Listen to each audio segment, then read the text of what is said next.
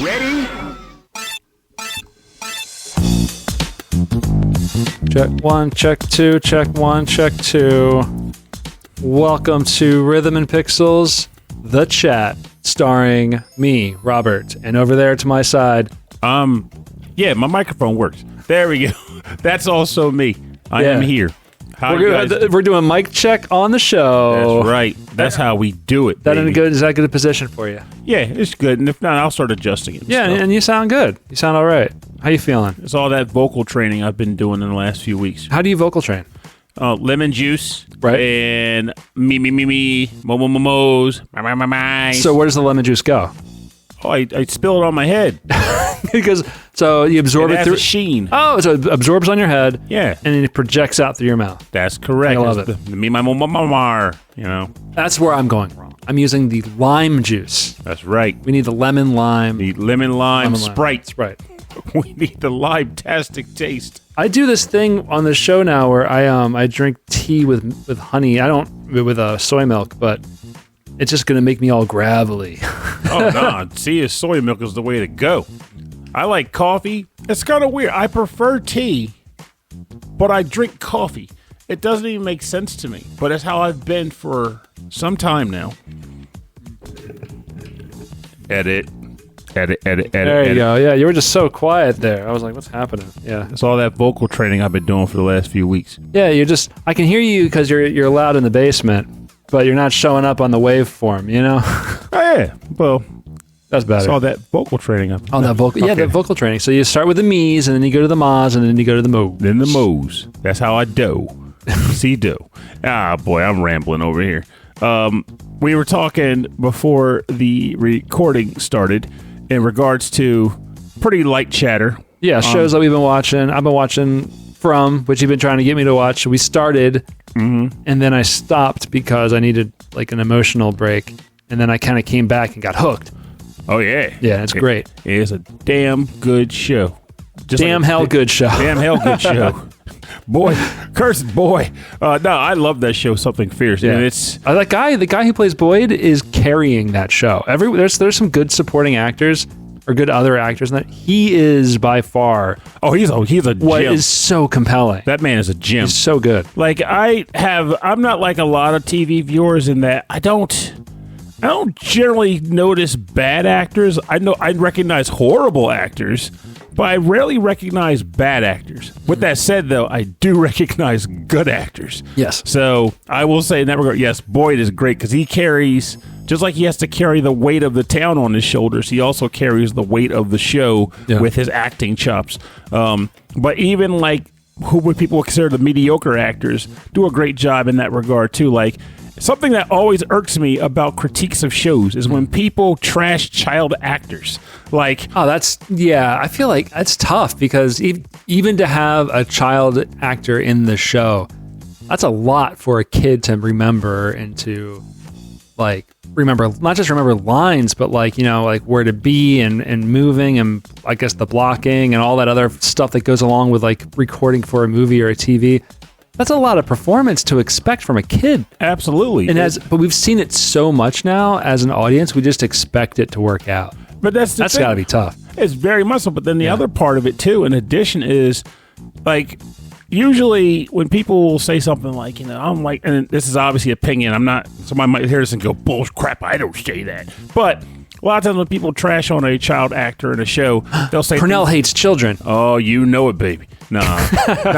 They will say things like, well, that was the most unbelievable, you know, acting I've ever seen. Or that's not how a kid's supposed to act. Or if he did that, he should have done this. And I'm like, well, first of all, kids are very unpredictable. Since they're technically still in the development phase, you can have mature children, immature children, stupid children, smart children. Well, the thing is, like, hungry children. Especially in a supernatural show, like kids' imaginations and their sense of reality is blended more than in adults. So they're more willing to accept a supernatural thing happening, I would imagine, than an adult would. I just realized I said stupid children. Stupid children need the most attention. Pernell hates stupid children. That's the title of the episode. No. Rhythm and Pixels chat. Pernell hates stupid children. Stupid children need the most attention. Now that's a Simpsons reference for those who don't know. Yes. Now, the second Simpsons reference we made so far. Oh yeah, there will be more. There will be more. But no, like change that to just being like, like less intelligent. Let's go with that. And then, but with that said, people try to project what they expect a child to do in a situation that is already fantastical half the time. Yeah. And it's like, no, if the child actor is portraying a child, it could have been the writing, because the writer thought, oh, this is what a child would act like in this situation. As a grown adult. There's a lot of that. Or it could just be like the situation. The little kid is on a set surrounded by tons of people. Or worse, on a set that's just green. Oh, yeah. And has to act against nothing. Oh, yeah. Those have got to be the worst. That's got to be hard. That's got to be hard for like an adult, let alone a kid, right? No, that's not an apple. That's the worm. What are you doing? All right, now look over here, and there's going to be a dragon. Now act like a dragon is right there. How does a person act like a dragon right there? Have I seen a dragon before? Well, you did a good job, except you were actually looking at the car, not the dragon. Okay, so let's move your eye line down a little bit. I can't see anything. It's all green and crapulent.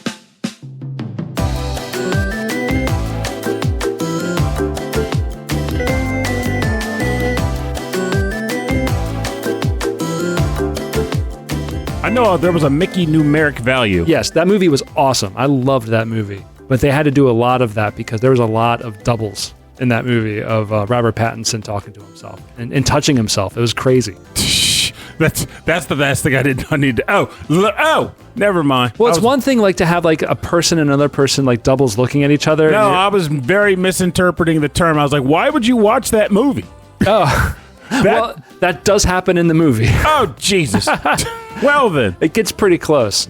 But it's I really highly recommend it. It's a great sci-fi. Even after that, you're like, but I still think it's awesome. Really it was cool. So cool. And then the think of like when you're watching it, you just accept it. Like, oh yeah, there's like 4 clones of him. Why not?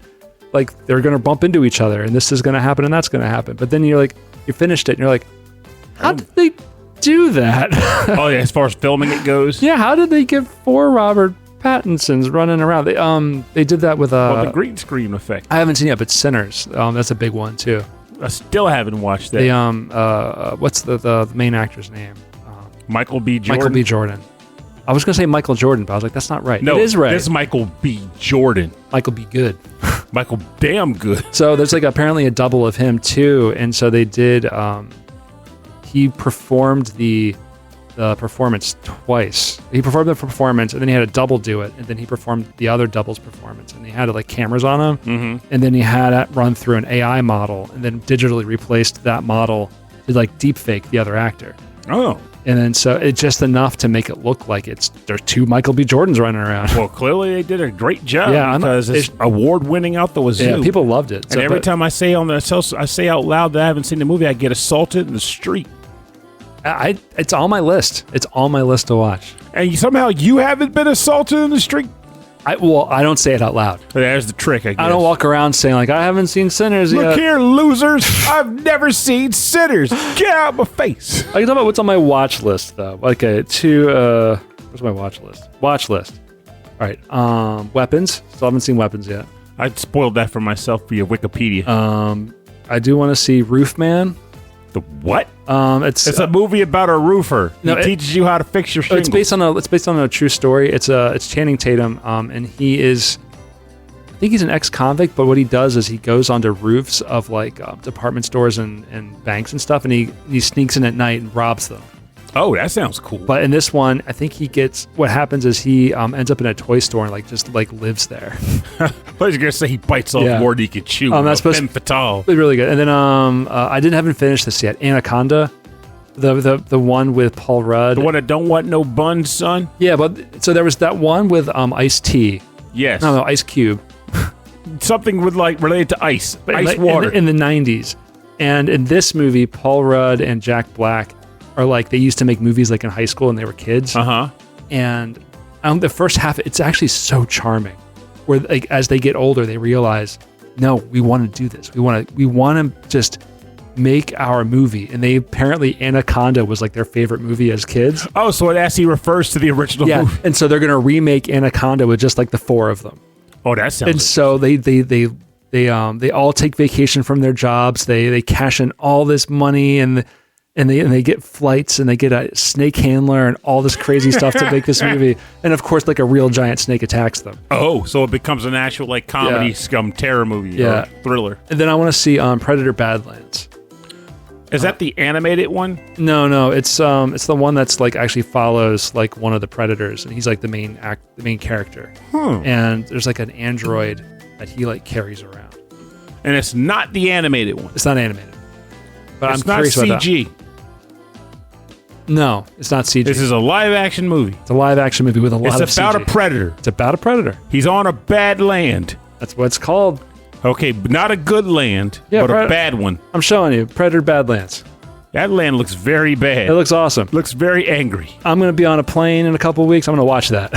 So keep in mind, you only have but so many hours on a plane. You got to make those movies count. I got 6 hours. I can watch like 3 movies. You know you're not going to watch movies for the entirety of that. There's the takeoff. There's the landing. There's the lady asking what you want to drink. I can get through 2. Yeah, give yourself 2. 3, you're just asking for it. Also, 2, you might get through 1.5. Last time I watched, what did I watch? I watched Alien Romulus, and then I watched Spider-Man.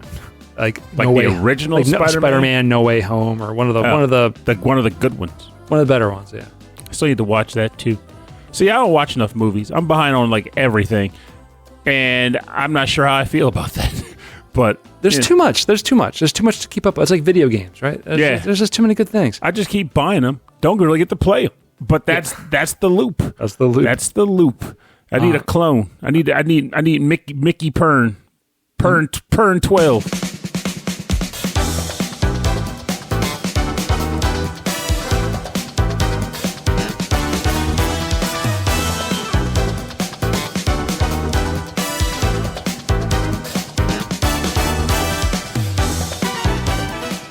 I'm playing Let's Go Japan on Board Game Arena. Oh no, you joined Christy that group? And two folks from the board game group. I'm gonna crush Matt. As in, like, you're going to as a plan, or you're actually scoring well right now? Right now, I'm looking at our boards, and unless something crazy happens. So for those who don't know what this is, if you're a weeb or you like board games or both, you would really like Let's Go to Japan. This game is like it's the full theme is just creating your itinerary to go to Japan. But when I was like learning it and teaching myself and then teaching Christy, it's literally like, this is how you get points. This gets you points. That does points. And at the end, you score your points. Ready to go? Yeah, I mean, that's one thing about the teaching of the game. Like, it's just like any other game. I don't care about any of the Japanese stuff on it. I'm just looking at the score. Well, I mean, so am I. But at the same time, I think the thing that makes it fun in the end, despite planning for a score, is still walking through how your trip went. Yeah. Like, so for just quick context for folks, you're in Japan, you're on vacation, you're in Kyoto and Tokyo during portions of your trip, and you have to properly spread the time between them while also engaging in specific types of activities on specific days of the week. So it's not as complicated as it sounds, but you're basically drafting cards back and forth, and the cards have locations, events, and symbols associated with them, and you're trying to match them all up to get good points. And the more you change between locations, the more trains you have to take.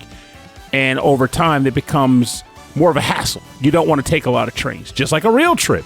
So you got to optimize how long you spend in one place versus another. And it feels good to get to the end of the game. It's like, yep, I took exactly 2 trains. And I spent my time in Akihabara playing video games, got drunk at this bar. There's no bar cards where you get... I think there might be, but you go to the bar. Oh, yeah. There's this music shop. There's one that's like...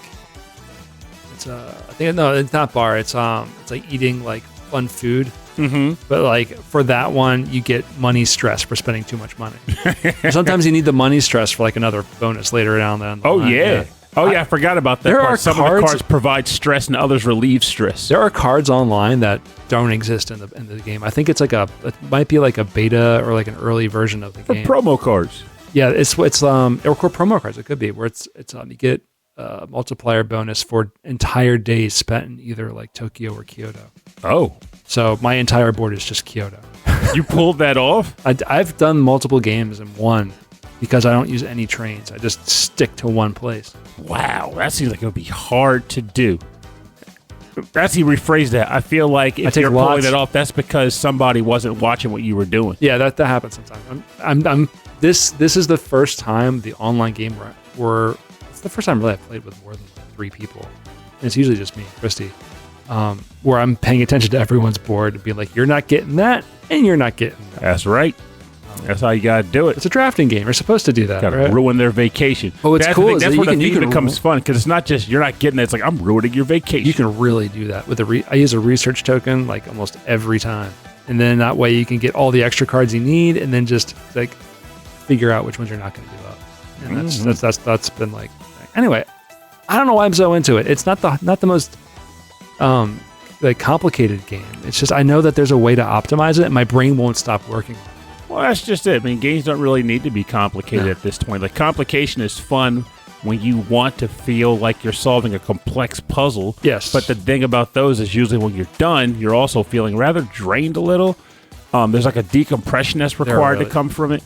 But lighter games, I come to appreciate those a fair bit more, because what I want is a game that has deep choices, but there may not even be a lot of them. It's just the choices you make are impactful. Yes. So in the case of that game, you're literally choosing 1 or 2 cards, and you're giving the rest up.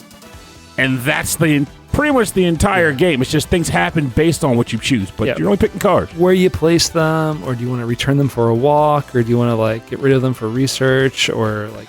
Yeah, I mean, there's actions what bonus you can do with the cards, with it? Yeah, but at the end of the day, all that stuff you described comes from one choice. One choice. Picking from cards. Yeah, which is like, I don't want this card, so I'm going to flip it. But it is taking the drafting game, and then like it's like taking Sushi Go, where it's just drafting your cards, except giving you so many more options to mitigate the luck element, which is really, really cool. So you still have there's still a huge luck component, and you still have to like pivot with whatever strategy is going to be happening in that moment, but it gives you a lot to do. Oh yeah. Anyway, next week I want to get SETI on the table. Dun dun I'm dun. gonna do it. Dun dun dun. Which means I might be playing solo. Dun dun dun. Well, what's wrong with that? No. You want to come over next week, play SETI? I may do that. Yeah. Let's see how the week goes, but I'm sure I should be fine. Yeah, they never really end up canceling, so.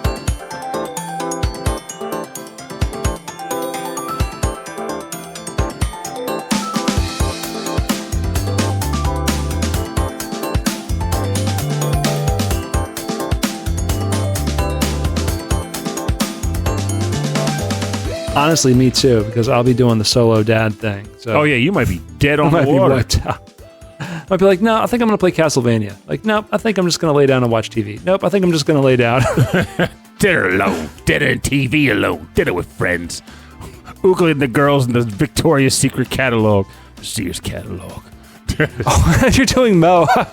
That's right. Now, could you unhook me from this thing already? I don't deserve this kind of shoddy treatment. Okay, I love that's the lie detector, right? Yes. I love it when they hook up Homer to that and they say, okay, do you understand how this works? Yes, and it just explodes. I love that show so much.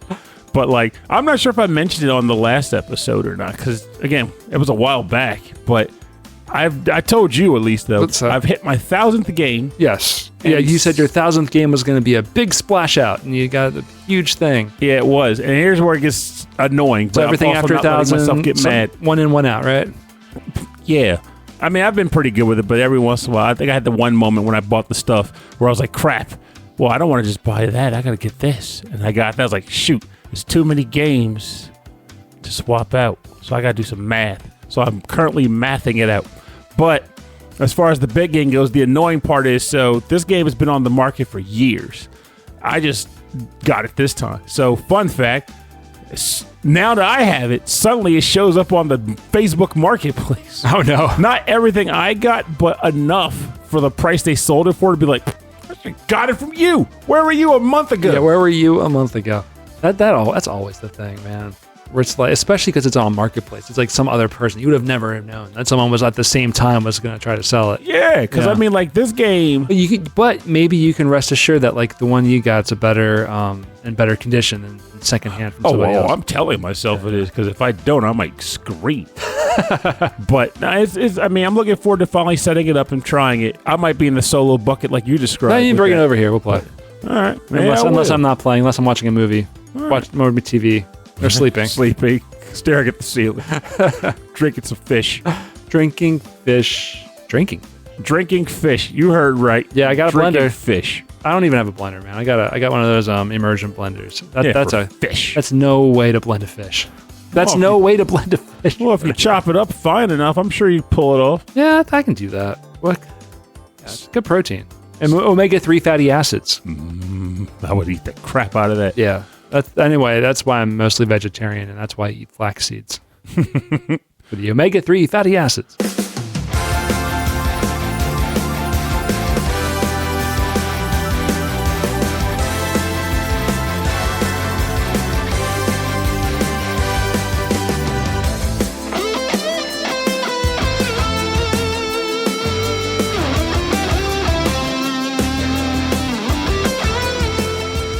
So real quick, yes.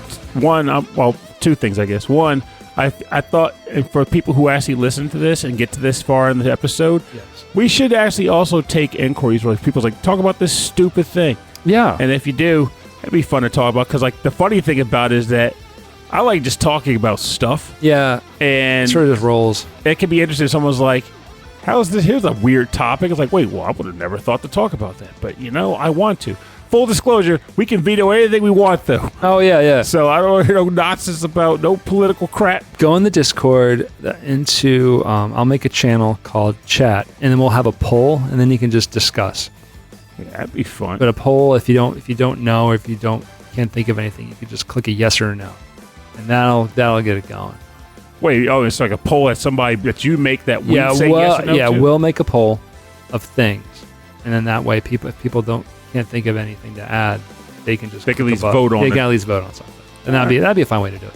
And then the other thing I was going to say was just like another show that I'm watching now is that. So I've been talking to my nephew more because now he's a freaking adult. I hate it, but I also like it. And you hate your nephew, but I also I love my nephew. I just hate that he's a freaking adult. Just be a child forever. Yeah. But now, like, he has his car now and all that, and he was talking about how he only likes mature cartoons, which cut me a little inside. But I was like, whatever. I like adult cartoons too. And I was like, wait a minute, not that kind of. He's like, no, just like mature, but like he's like Invincible. I was gonna say Invincible, right? Yeah, stuff like that. So I was like, you should watch Ray Zero. He was like, what's that? I was like, you should find out. That show gets rough. I was like, you like Invincible, you like adult cartoons, you'll be fine. But have I told you about that show before, didn't I? Ray Zero? Yeah. It sounds familiar. Or Ray Zero. Oh, wait. Yeah, that does sound. Take a shot in the dark at what it is. Don't say it's about this weird equation that never gets solved. No. The square root of zero. It's a reply email. There you go. The mysterious zero keeps writing me at work. It's going to be like a bunch of people who have died or that think they have died, and they're going back into the real world, and then they have to perform some kind of game to decide who's going to live and who dies. I feel like that's an actual show, actually. I'm trying to describe like every weird like Korean drama where it's like life or death, kids in high school. When I get home, I'm going to look. I'm almost positive you just described it. Like all that was an actual show that they died and went to a place and now they're in a death game. It's probably something you watched and told me about. Probably is. Yeah. All right. So what's ReZero? ReZero is an isekai show about a guy who gets transported to a magical fantasy world, and he shows up. He's like, oh, yeah, I got isekai. This is great. Because he understands what that concept is, and he's like, I must be like the chosen one. I must have some kind of cool magical powers or something. And then he just walks down a back alley, comes across 3 muggers, and tries to fight them, and he gets killed. They kill him in the alley. And he wakes up. He's like, what the heck? And he wakes up in the alley in the place where he started. He's like, must have been a dream. But nonetheless, I'm still here, so I don't know, whatever. And then he starts realizing he's experiencing deja vu or whatever. Happens again, and then other events occur. And long story short, It turns out the guy has no special powers or nothing like that, except for one ability that kind of sucks, and it's that when he dies, he resurrects from a checkpoint, and he gets to try again, which in most other media or lore could probably be pretty awesome. Right.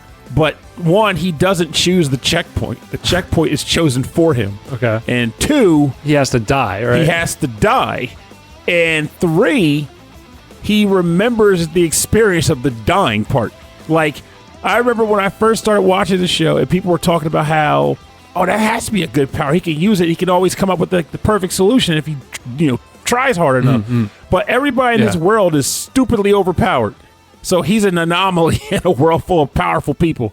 But in addition to that, way back then I was like, that's not going to go over well for his psyche. There is no way. If they do this show and don't address this man's psyche, I'm calling BS on it. Right. And sure enough, at a certain point, they go real deep into that crap. And I'm like, there we go.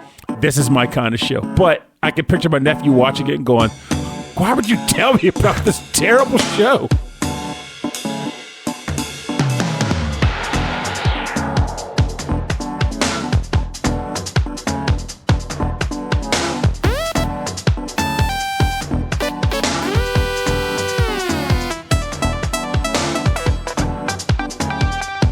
There was a show with Andy Samberg where he is stuck in a time loop. Have you seen this one? Andy Samberg.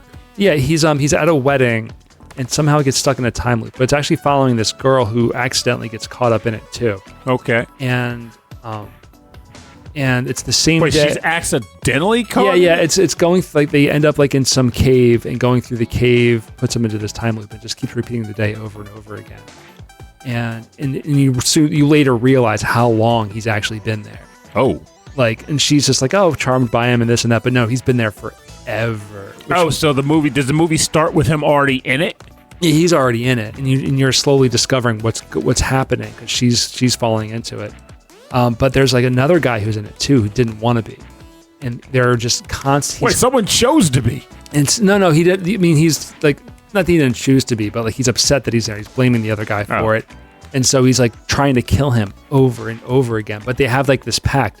It has to be an immediate death because they don't want to spend like, 24 hours like in an ICU and in horrible pain. Oh, that's and true. So but they keep bringing that up over and over and over again. That's got to be a comedy element. Yeah, it's got to be horrible. So like, yeah, but that's a comedy. It has to be a comedy. Oh, there's a lot of comedic elements to it. That's Andy Samberg. So like, there's scenes where they're just like, okay, we're getting a plane and let's just see if we can crash it. I'm going to kill you. But if you do, I only ask. Like, come on. Yeah, it's crazy stuff like that. It's real. I remember really enjoying it. I'll have to find out the name for it again. I really like that one. Maybe I have to watch that too. Then I'll have to look it up. I'm a sucker for time loop movie shows. Yeah. Russian Doll. The Groundhog Day situation, right? On Andy. Yeah, and if you haven't seen Russian Doll, at least the first season, that was great too. Yeah, sorry too. It's called Palm Springs. Palm Springs. It's very, very good. I enjoyed it a lot. I'm writing that down on my trusty notepad. Yeah, the preview just gives you enough information to get into it, and it's a lot of fun. How did this do? Was it an old show? It came out in 2020. Oh yeah, it's 95%. Oh damn, there we go. Yeah, the popcorn meter is 89%. It's good. It's really, really good. Yeah, it might even be on Plex already. Oh yeah, definitely. It's 5 years. Well, it's more like someone has to have wanted to have it on their Plex. Yeah, maybe. I've always find like a lot of stuff on it, but you should ask for it. I will. I'll give it a look-see. Yeah. Anyway, you want to roll into the next one? Well, not just yet. We should probably tell people. Well, I guess we can do it on the next one. It's not a big deal. Hey, guess what, guys? You got to wait another week. You got to wait another week to hear what Pernell was going to talk about. Or do you? Yes, you do. You do. You got to wait another week. Thanks, everyone, for listening to us on this show. Go to patreon.com/Rhythm and Pixels if you want to support us chatting like this. But honestly, preferably one of these weeks I'm going to have more caffeine in me. Yeah. I'm not tired, but I'm not... Yeah, and I'm coming off of like a weird hangover / like just disrupted sleep because I have a 3-year-old, so it's like a little strange.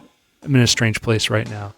Might be good for the next episode. The next episode is going to be private dick music. Potentially, or something like that. I went a little in that detective world, mostly.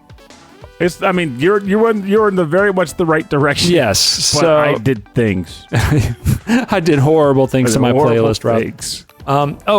And before we go, I should say that if you can't find us on Spotify anymore, that's just the breaks, kids. Also, because we were getting hammered for like just having music on there. Yeah, you just can't have music on. They're really rough on it. It's YouTube; they'll just demonetize you. I'm like, yeah, sure. I'm not monetizing anything. Yeah, just put it out there. But on Spotify, they're just hard line, just crack down on it. So, that's the. That's the way the cookie crumbles. Yep. AI tools ruining everything. All right, we'll see you next time.